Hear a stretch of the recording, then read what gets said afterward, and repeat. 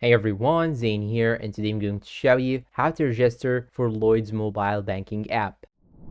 Now first you'll have to download the Lloyds Bank application on your phone, and once you open it you'll have this welcome interface. You'll have to choose between log on or register. Now here in our case, because we have already Lloyds Bank account and we just want to apply on the mobile banking app, we will simply click on login, and after that they will ask for the log on details that they actually gave you when you first created your account in Lloyds Bank. So now you'll have to enter your user ID and password, then click on continue. After hitting continue, it will redirect you to this section, memorable information. You will have to enter the memorable information that you have created before when creating your Lloyds Bank account. And if you have any issue, you can simply click on forgotten your login details. And after that, they will ask you which mobile phone do you want to use in order to confirm that you are the one trying to register on the mobile app. So if you have added multiple mobile when you have first registered on Lloyds Bank account, they will show you all the numbers that you have. You just have to choose one of them, then click on call me now. And now it will show you this 4-digit authentication code. You will have to save this code, memorize it, because we will need it after they call us on phone. After that, they will call us a number just like so from United Kingdom. Then after you hear the beep sound, you will have to enter the 4-digit authentication code that they have displayed in the previous page. And once you finish entering the authentication code, you will get this page. Just click on continue. And now it will redirect you to the security settings page. You will now have to choose how much time do you want the application to log off: immediately after exiting the app, or after 1 minute of inactivity, or after 2 minutes, 5 minutes, 10 minutes, etc. And this is a very important step just to make sure that nobody else will use your phone when you are away from it and do anything with your own account. So I advise you guys to choose this option right here, after 2 minutes of inactivity, or after 1 minute of inactivity, or immediately after exiting the app. Then click on save, and now we are all done. It will show you here in the home page all of your